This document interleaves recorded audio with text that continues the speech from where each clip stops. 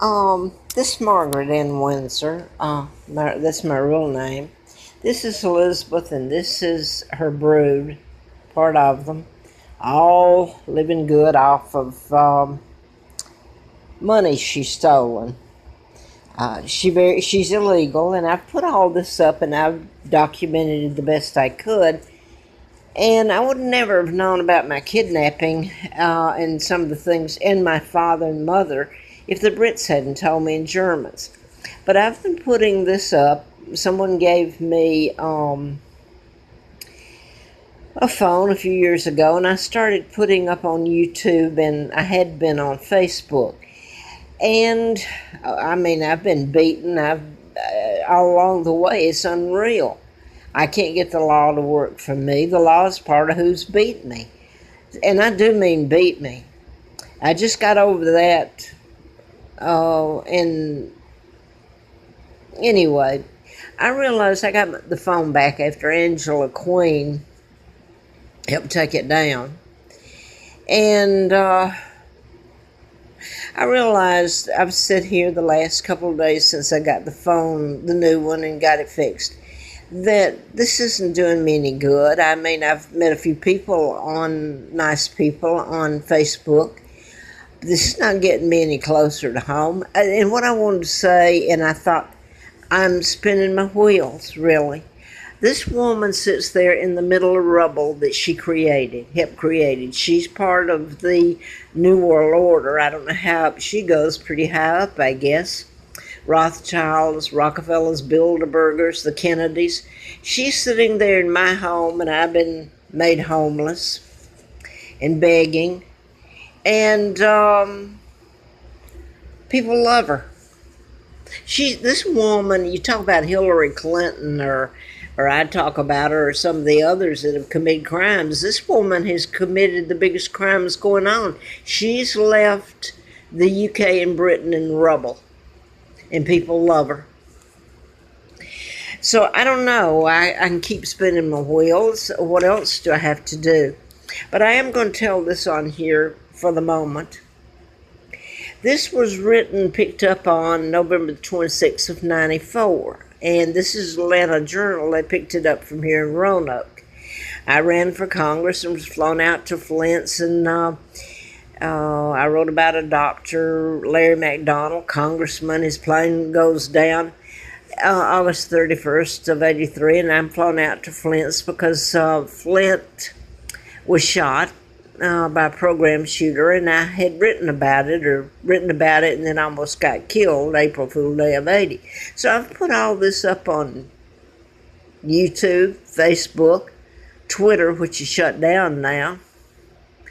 I can't get it back. Somebody's changed the password and everything. But I find I can't get an attorney. I find that it's gotten me nowhere other than I'm 77 years old. I can't get around. I'm isolated. I've lived on hardly anything, money at all. And I wonder where it all goes. I can die, and this woman will be in Buckingham Palace unless, well, she's going to have a place anyway. She's way up in the world order. She's got my money, and I'm assuming, she's got my dad's money and mine and my mom. History was changed, and quite frankly, I've had things done to me and by the Jews, that I had hoped would be shown to the world. But I'm wondering what good it does anymore. I wanted to see my children again. I hope they're alive. All this happened. I put it on social media myself. The media won't touch it. And I look back at some files, and I know that Anderson Cooper, CNN's news person, all of them have known it. But his mother, I believe her name was Vanderbilt, evidently at one time, or at least claimed to have dated my father years ago. I'm not sure it was a double or my father. So many lies told about my father and my mother. It's unreal how it's been allowed to happen. So I guess what I'm saying here is I realize none of it's done me any good without an attorney that works for me. I mean, I'm afraid to even try and go back and get an attorney, because I know what the attorney up in Charlottesville that wasn't even Anastasia's attorney did to her, and they allowed it to happen, and she was murdered. Yeah, and she was, and what they used on her. So I'm almost afraid to even go to an attorney anymore and try to get help. So it's I think of Julian Assange, a man that told the truth. He's Australian, he's British. And I saw him, he's had to hold up in the embassy in England because of false charges against him, and the United States wants to, can you believe this? I so wanted all this told. The United States is sitting here, the most corrupt country on the face of this planet. And they sit here and they want to haul him in and prosecute him for telling the truth.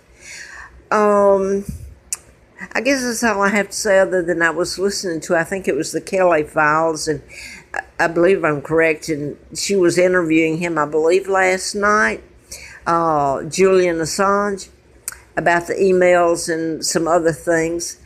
You know, the Aussies were in there years back and trying to help me. Who they're Brits. I mean, they're the closest thing to England you're going to get in the UK.